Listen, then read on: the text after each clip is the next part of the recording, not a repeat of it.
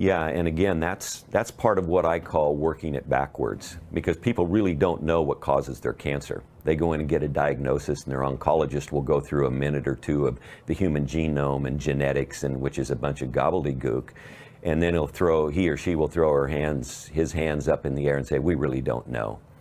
And I would say to that patient, "Gee, I don't want to go see that guy. He doesn't know why I have it, or essentially what it is. I want to go see someone who knows." That's the walking it backwards. You know, cancer is caused largely today, well, this much of it is genetic, very little is if you're carrying a BRCA1 or 2, you know, a defective gene, which is possible, but it still doesn't mean you're going to get cancer. But most of it is not genetic. Most of it is actually driven by epigenetics, and that's what people need to understand. There is a difference. If genetics is your computer, if it's the hardware, then epigenetics is the software. And we all know that the software drives the hardware. It is really the brains.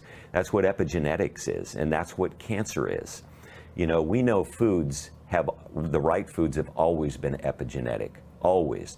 The right raw organic foods, because they will provide the nutrients in the body that will keep all of those pathways open and moving, the methylation pathways, the enzymatic pathways, the things that really drive the body and drive the genetics as well.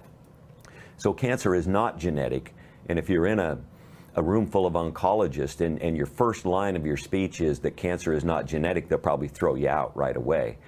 And I had a good geneticist, Dr. Alfredo Galvez, told me that, and he started with that line, and boy, they were mad at him. But it's true nonetheless, and we have to deal in truth. So the 5 things are the right diet. If you don't do the right diet, you're not going to get there. It's very difficult to get there. You can't do this much right and eat at Burger King and drink Coca-Cola and milkshakes and French fries, unless you're one patient I know who did all the wrong things, but he did enough right things and he survived and thrived. But I don't recommend that.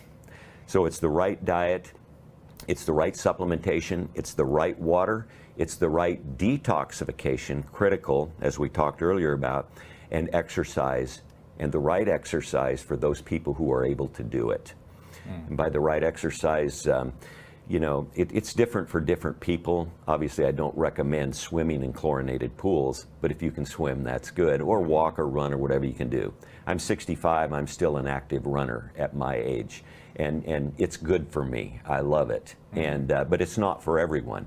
We have whole body vibration equipment now, which is, it is so good that it was unbelievable for us to read the research on this. And I won't go into all of it, but anyone, almost anyone, we had an ALS patient who was paralyzed. All he could move was his eyes, and we got his legs, his feet on this whole body vibration machine.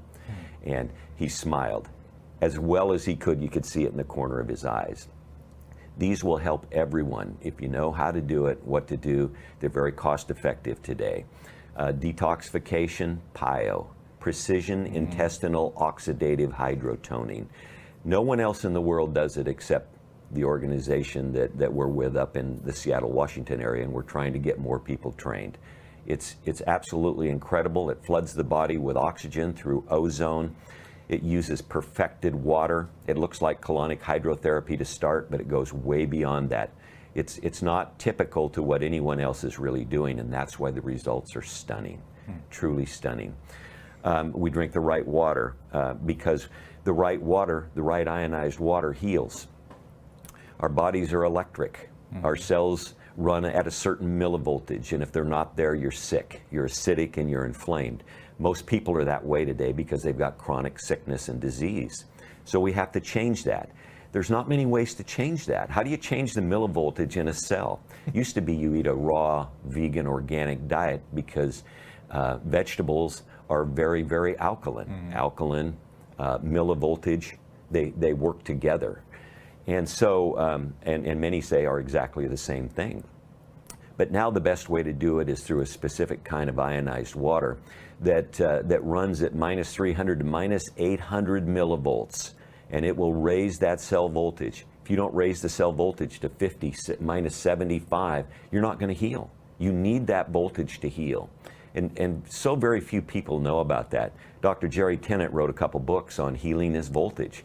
I encourage everyone to read those, and you'll understand why this ionized water, and I promote specifically Kangen water because I have not seen anything that is comparable to date.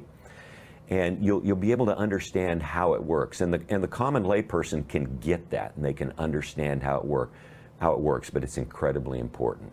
And then the right supplementation, we use a couple. We use the Relive products. Some people will want to give me heartburn on that, but I said no. I've done the research. I know what works and what doesn't work as far as supplements go, because we test them in the human body. You can test everything you want in the Petri dish. It's not the same thing, folks. And you can tell me this isn't good for people or this isn't good, but you better darn well show me the research. And I'll show you the research. And so we use the Relive products, we use the Purium products, we use some others because they are the best and they're time tested now in the human body.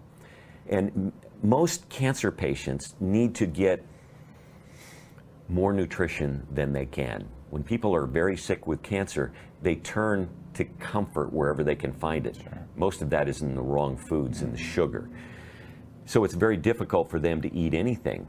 And so we're not going to get them to eat 5 pounds of organic kale and 5 pounds of organic broccoli and 5 pounds of organic carrots and so on and so forth every day. But you know, they really need that overwhelming nutrition that is inherent in those types of foods. Those phytochemicals, the phytonutrients in there. So where do you get them? You get them from synergistic supplements where you can get rough equivalents of that and you can consume it. A cancer patient can then consume it and kind of flood or overwhelm the body with nutrition, which is not only imperative for cancer patients, but others who are struggling with sickness and disease.